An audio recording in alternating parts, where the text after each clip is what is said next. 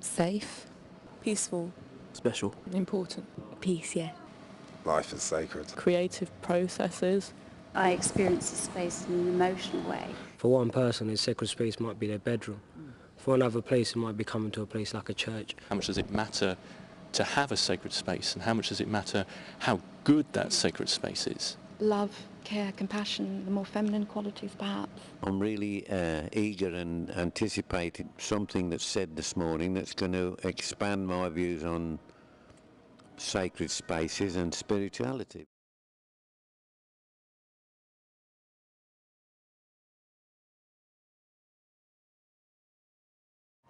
The sacred place for me would be the bedroom that I was in, flat on my back in April 1953, looking for something because my soul was shrinking in me with fear. It's a place where I recovered my soul, to tell you the truth, mate, because working on what we were doing, the world would have lasted about a week if Russia and America and us had a go at each other with what we were made. You know. I have that inner self that is very, very private. You have your inner, have something that is so private, you don't share it with anybody at all. You can go somewhere where if you want to be alone and quiet and away from other people. It's probably quite hard to do that within yourself, depending on what's around you. But I think you can do that. I think it's just probably a bit harder.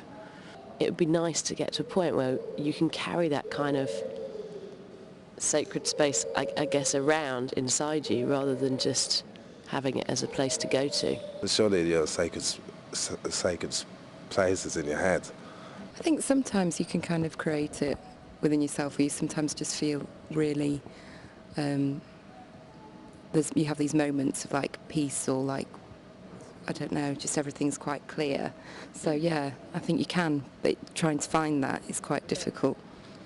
If you forget about the sacred bit and think about space and mental space, then when we haven't got mental space, we're not able to relate to people so well.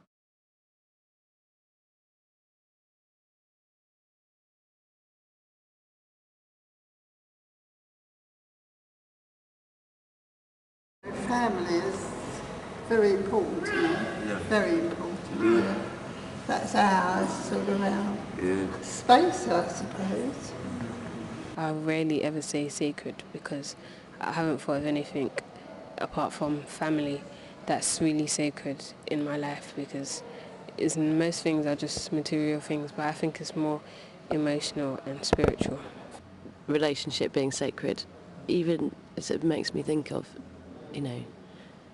the whole kind of union just being in this church, of two people through marriage as well, and how that, obviously from a Christian kind of perspective or a religious perspective, they very much join that union together and make it a deliberately kind of sacred space. I used to go to church when I was little. I'm not really Christian or nothing, but what I saw is sacred because people just coming together. It's an opportunity for people to speak and to be together. For me, a sacred space would be somewhere with lots of activity and interaction. Free association would be best. I was thinking of a party where there's lots of music and dancing and talking and consuming and, interaction.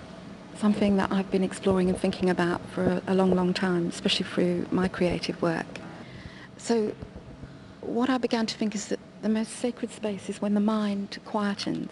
And it's like when you're having a conversation, if you're too full of your own thoughts, you can't listen to other people. Like a tendency in me that goes to other things, like making art. And it's a good place to be able to do it. That's why art's a good way of expressing yourself, I think.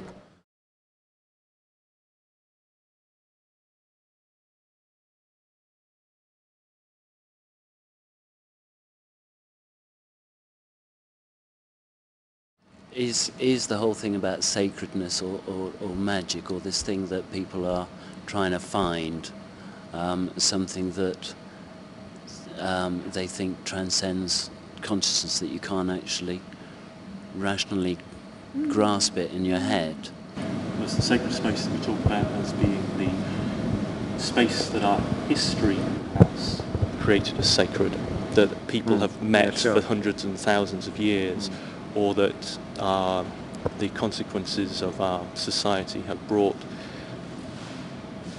attributed sanctity to a particular location, a particular church, a particular temple, or whatever it may be.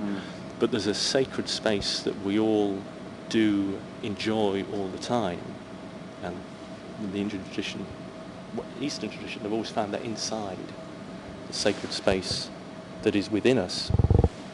And what, to my mind, what this vehicle that we're sitting in now can be is a practice space in which we bring out the inner space into the exterior space. And if we can do that, that, to my mind, is what the word spiritual experience is. We do inhabit a space which is historical, geographical, cultural. I suppose that's almost a given. Just the interpretation of what that might mean. Suddenly everybody in places, somebody in charge of a place, of a group, of an occasion, calls stop in a certain way that makes people stop, just stop. Anyway, this man called stop, and everybody we were out on this huge lawn, and there was a mass of people, about 200 people. Everybody stopped.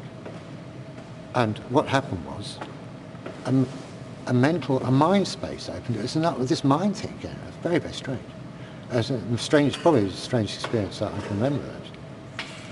One was suddenly both in this, like sitting on this lawn with a cup of tea in one's hand and a sandwich, and everybody else, and looking at all these kind of statues. Everything became statue, and simultaneously, as if one's eyes had gone above water level, one was in another space, which is simultaneous with it, which is a space of shared mind. I can't explain it. It was a space of mind space. And then they say, carry on. And everybody just assumes what they were doing. And that place just closes. This person had been trained in this stop exercise, which is It's very powerful, isn't it? Reminds me of the thing to have. The thing of sacred space. I mean, was that a sacred space? That mind space? No. It was a phenomenon, which was very unusual to experience. But why give it the word sacred? But so I assume it's not a sacred space. But if it was, in your terminology, I'd be sarcastic about these terminologies. I know, but for some people. Yes, it might have been. Of course. Thank you. Yeah, sure.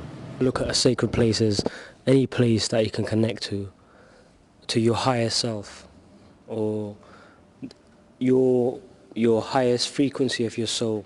You know what I'm saying to you? The part of you that exists at the highest place. There are many levels, yeah, but any place that you can just feel peace and feel the quietness of the mind, and just you can have a connection with your truer self. That place is a sacred place. Like, for example, around the planet, they have places called sacred areas, yeah, basically where grids and ley lines go around the planet, and there are certain places around the planet where the energy is so high it's easier to connect to the higher planes. Another way you can make a sacred place is just by simply a few people agreeing that place is a place for them to connect. Thinking about the different qualities that sacred spaces have, and how some of them are very, very different. And we're sitting in this beautiful structure that gently sways with our movements, and it's open to all sides. Well, how does sacred space benefit people? We're going to go into a space that is shared. How can we benefit in that space? How does that space support our communication, our development, our transformation, our education? For one person, a sacred space might be their bedroom.